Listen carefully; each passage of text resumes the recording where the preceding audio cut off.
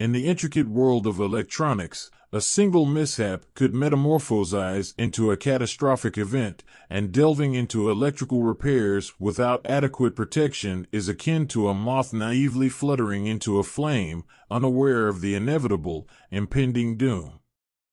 In this domain, where current and voltage reign supreme, armor and strategy are our only allies in the battle against unforeseen electrical calamities. Imagine a world humming and buzzing with power, where every flicker of light, every surge of warmth is fueled by a labyrinth of circuits and wires, intricately intertwined like the threads of destiny. However, the slightest disturbance, the smallest misstep, could spell disaster, unraveling the tapestry of safety and plunging us into a domain of danger and despair. Electrical repairs are the threads that keep this tapestry intact. They are the unsung heroes, the silent warriors that ward off the shadows of disaster and destruction.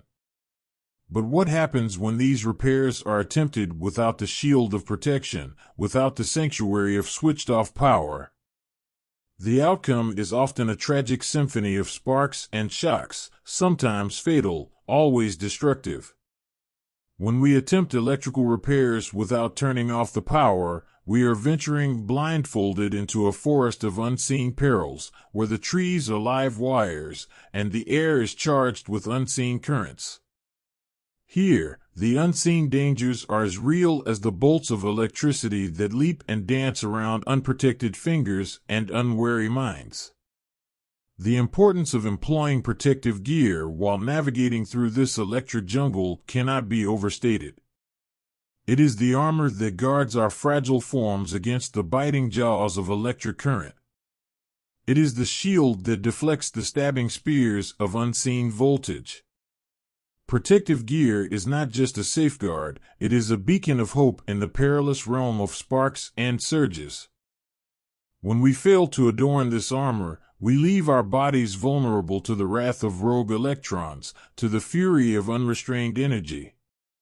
This neglect can result in severe burns, nerve damage, and even can turn the life's melody into a silent, eternal requiem.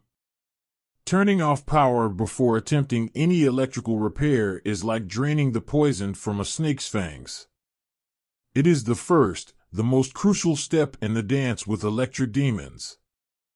A live wire is a serpent, waiting to strike, to inject its venom into the unsuspecting.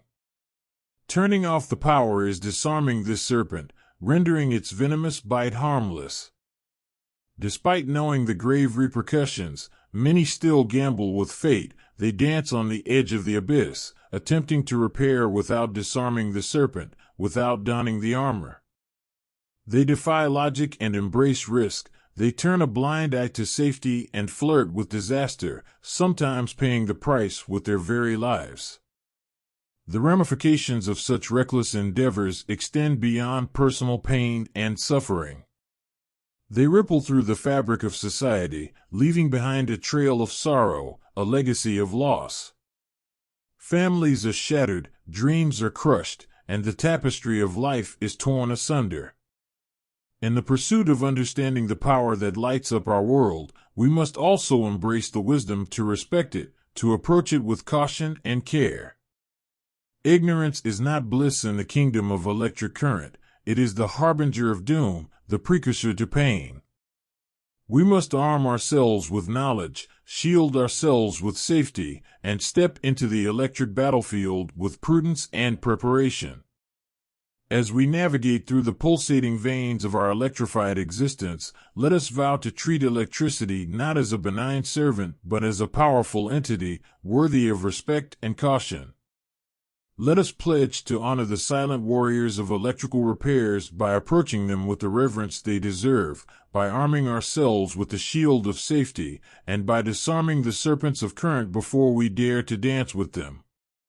Remember, in the realm of electricity, protection is not a choice. It is the only path to survival, the only way to ensure that our dance with electric demons does not turn into a swan song of sorrow and regret.